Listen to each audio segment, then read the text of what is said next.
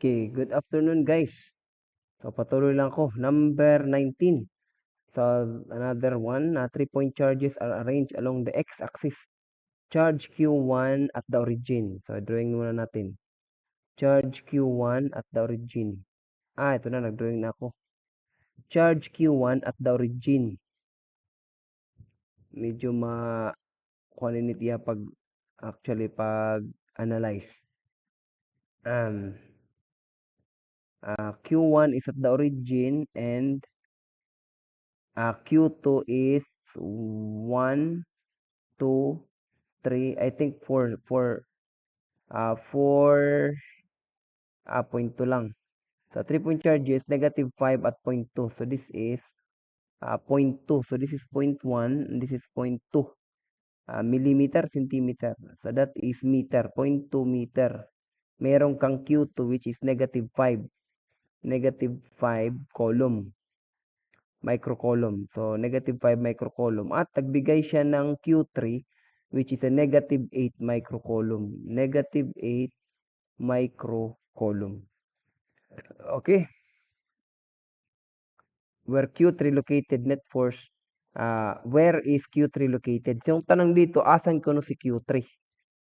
So, analyzein muna natin kasi nagbigay dito na yung F1 is equal to 7 Newton to the left. Actually, 7 Newton to the left. So that is inwards, that is F 2 on 1, 2 on 1, and then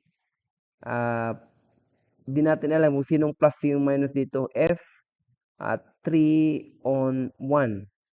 So, unahin muna natin itong 2 on 1. 2 on 1. So, itong 2 on 1, dalawa yung force dito, of course, positive, negative, so attraction sila. Yung force ng Q1 is papunta rito, at ng force ng Q2 is papunta dito because attraction nga sila. Ito yung F at 2 on 1 ito. Ito siya. F2 on 1. Ito is F1 on 2. Okay? So, ibig sabihin, si F2 on 1 is papunta ta right. So, and then, binigay na si F1 daw is papunta sa left. Meaning, yung magiging force kay Q3 at saka Q1. Alam naman natin, si Q3 at saka si Q1 is attraction din because si Q3 is negative. So, dalawa lang yung lalagyan dito ni Q3. Either nandito siya or nandito siya banda. So, alin ang magbibigay sa kanya ng 7 Newton to the left? Kung nandito si Q3, makikita natin na attraction din sila. So, makikita mo na yung F3 on 1 is papunta dito. At F2 on 1 papunta dito. So, ibig sabihin, malayong-malayo na magkaroon siya ng 7 Newton na papunta sa left. So, yung resolution dito is nandito si Q3 sa left side ni Q1. Para magkaroon dito ng force na paganon at saka dito si Q1 magkakaroon ng force na paganon.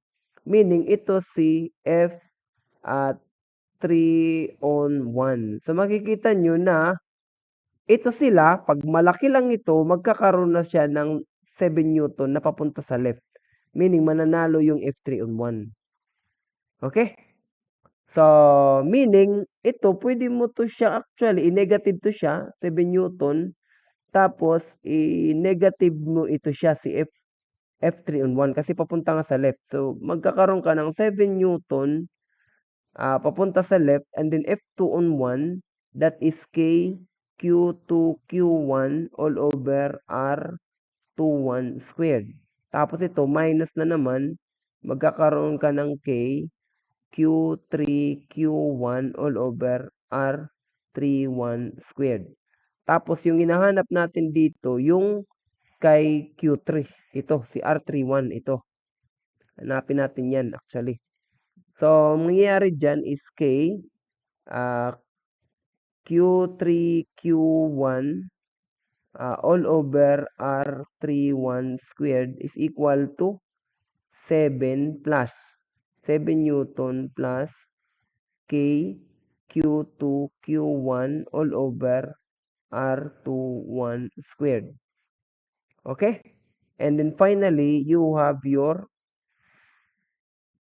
so R31 squared would be equal to K Q3 Q1 all over 7 plus K Q2 Q1 all over R21 squared.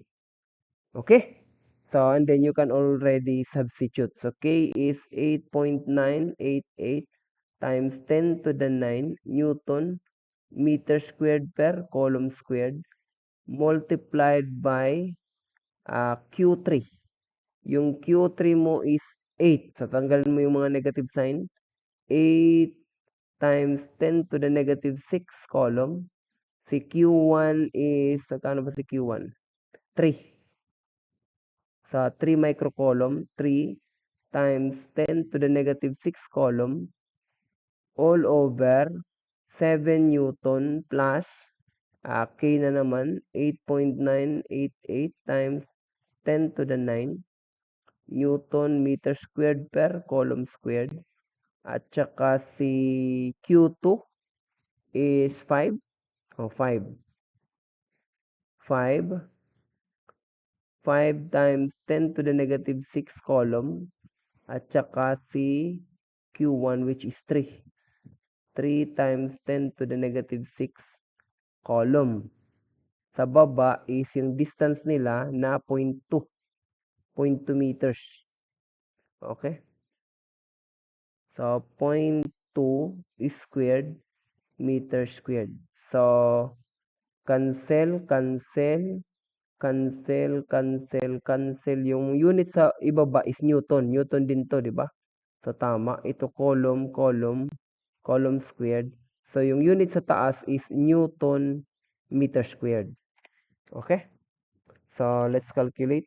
8.988 exponent 9 times 8 exponent negative 6 times 3 exponent negative 6. So, magkakaroon ka ng 1.94. So, 1.94.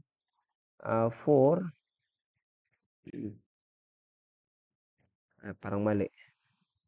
8.2.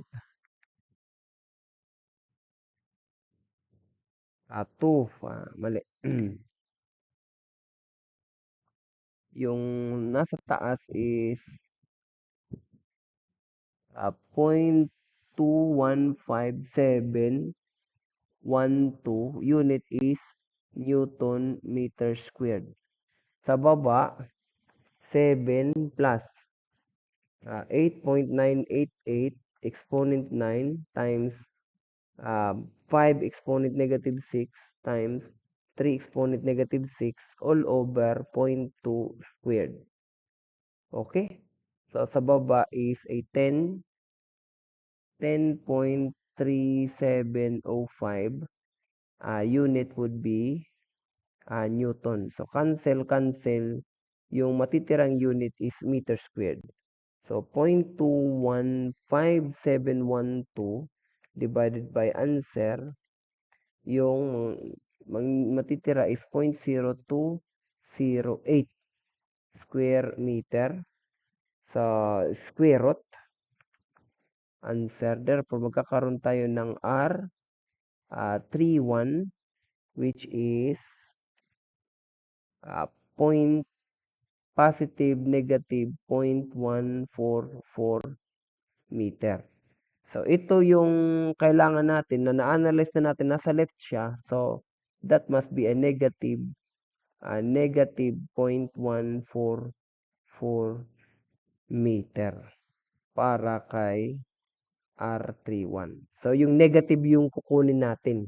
Kasi, based on analysis, dapat nandito siya sa left side. Kasi pag nasa right side siya, hindi siya magkakaroon ng ganoong summation ng forces. Okay? Medyo nalilito rin ako actually, pero at least practice lang naman 'to. So, 0.144 answer in the box. So, that is a negative 0.144 meters. Okay, thank you guys for listening.